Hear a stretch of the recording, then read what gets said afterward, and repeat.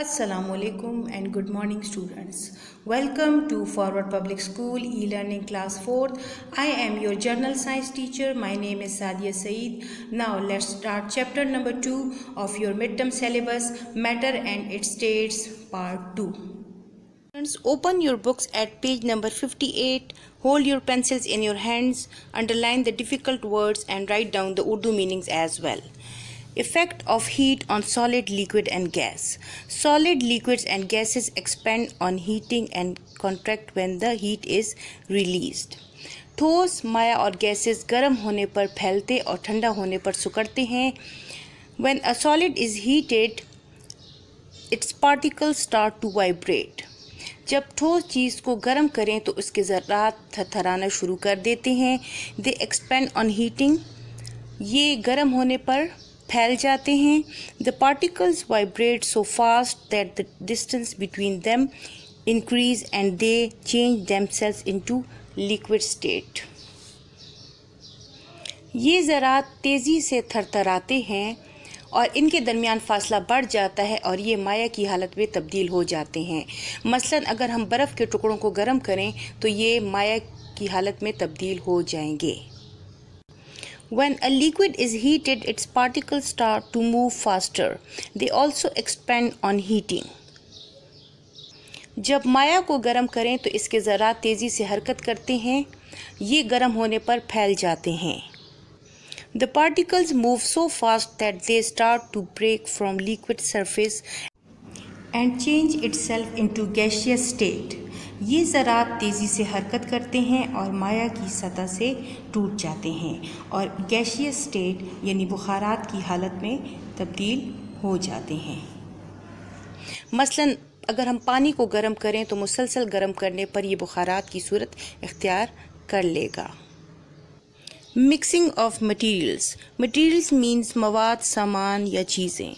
Have you ever seen your mother when she makes a glass of instant orange drink? प्यारे बच्चों, क्या आपने अपनी अम्मी को कभी ऑरेंज ड्रिंक बनाते देखा है? इंस्टेंट ऑरेंज ड्रिंक उसे कहते हैं जो फौरी तौर पर बन जाए. The orange drink is a mixture. We can mix 2 or more than 2 things together. ये ऑरेंज ड्रिंक एक मिक्सचर होता है जो कि पानी और ऑरेंज फ्लेवर को मिक्स करने से बनता है.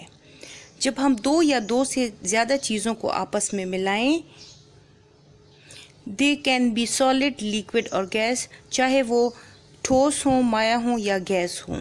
The mixing materials are sometime visible. कभी कभी ये मिक्सिंग मटेरियल्स दिखाई देते हैं. However sometimes the particles disappear. और कभी कभी ये ज़रात दिखाई नहीं देते बल्कि गायब हो जाते हैं. Some solids dissolve while some do not. कुछ ठोस चीज़ें हल हो जाती हैं और कुछ नहीं हल होती. Like sugar dissolves in water. जैसे कि चीनी पानी में हल हो जाती, वाइल सैंड डज नॉट. जबकि रेत पानी में हल नहीं होती. Gases can also dissolve in liquids.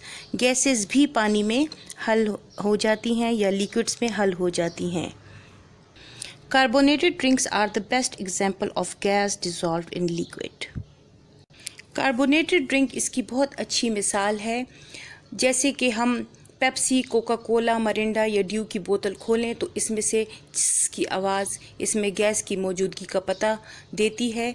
इसके अलावा आप लोगों ने कभी ये गौर किया है कि मछलियाँ पानी में क्यों ज़िंदा रहती हैं? पानी में ऑक्सीजन गैस होती है, इसलिए मछलियाँ पानी में ज़िंदा रहती हैं. Mixing of material with water.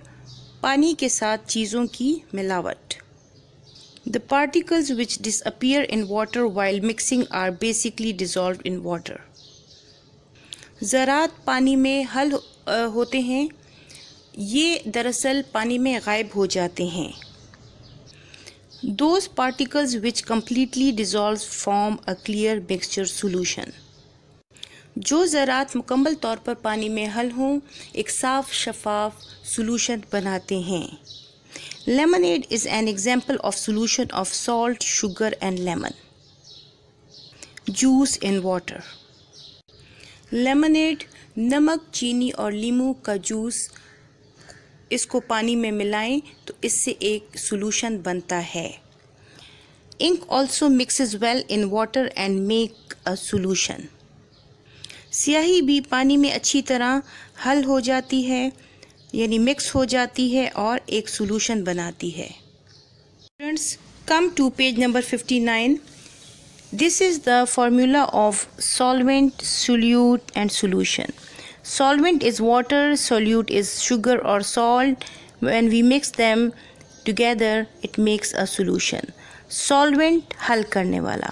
The substance which dissolves other substances in itself is called solvent, for example water. ऐसा मादा जिसमें और मादे हल हों solvent कहलाता है, मसलन पानी। पानी को यूनिवर्सल सॉल्वेंट भी कहा जाता है क्योंकि इसमें बहुत सारे मादे हल हो जाते हैं। सॉल्यूट महलूल। The substance which is dissolve into other substances is called solute, for example salt and sugar etcetera. ऐसा मादा जो और मादों में हल हो सॉल्यूट कहलाता है, मसलन नमक और चीनी वगैरह। Soluble and insoluble solids. Soluble हल पजीर, insoluble जो हल ना हो सकें। Soluble solids are those that easily dissolve in a solvent, mostly water, at room temperature and pressure. हल होने वाले ठोस वो होते हैं जो आसानी से कमरे के दर्जे हरारत और दबाव में सॉल्वेंट यानी पानी में हल हो सकें। Examples of soluble solids are sugar, salt and coffee. इसकी मिसाल हैं चीनी, नमक और coffee. They usually dissolve faster and better in hot water. ये अमूमन गर्म पानी में तेज़ी से और बेहतर तरीके से हल हो जाते हैं। Insoluble solids are those substances that never dissolve in water or any other solvent at room temperature and pressure. ना हल होने वाले मादे वो होते हैं जो कमरे के दर्जे हरारत और दबाव में आसानी से ना हल हो सकें। Examples of insoluble solids are sand, plastic, wood, metal, glass and cloth. इसकी मिसाल रेत, प्लास्टिक, लकड़ी, धात, ग्लास और कपड़ा हैं। Insoluble substances can easily be extracted. ना हल होने वाली चीज़ों या मादों को हम किसी भी सॉल्यूशन से आसानी से अलग कर सकते हैं। To page number 60. Separating mixtures of insoluble solids from water. Separating means अलग करना. There are different methods to separate mixtures which are given below. इसमें मुख्तलिफ तरीक़ों से हम ये देखेंगे कि किस तरह मिक्सचर से चीज़ों को अलग किया जाता है। Filtration अलग करना. It is the method which is used to separate insoluble solutes from the mixture through filter paper. The filter paper is placed into a funnel. The mixture is passed through the filter paper. The insoluble part of mixture is held by filter paper because its size is larger than the pores of the filter paper, while the liquid part is easily passed through filter paper and is collected. इस तरीके में हम ना हल होने वाले solutes को किसी भी मिक्सर से फ़िल्टर पेपर के ज़रिए से अलग करेंगे।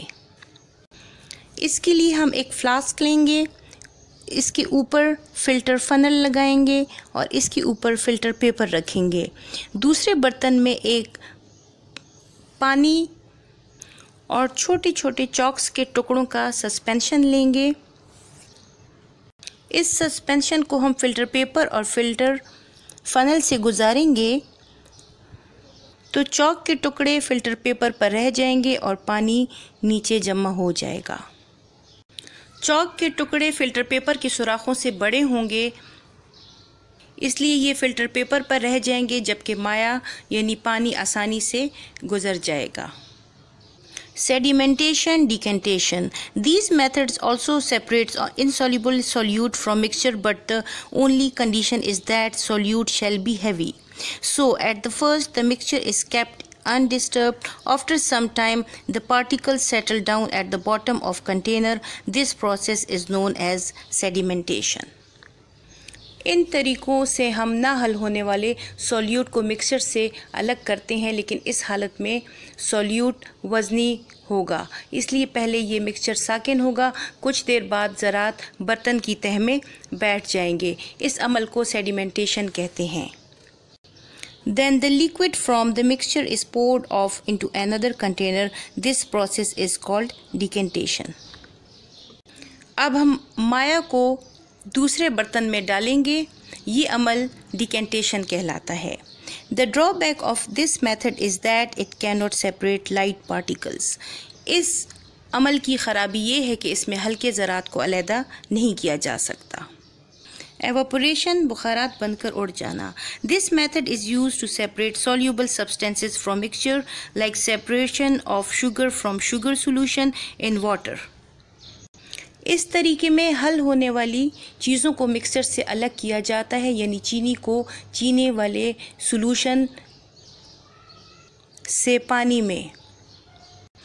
If we heat the solution of water and sugar, water evaporates and sugar remains in the container.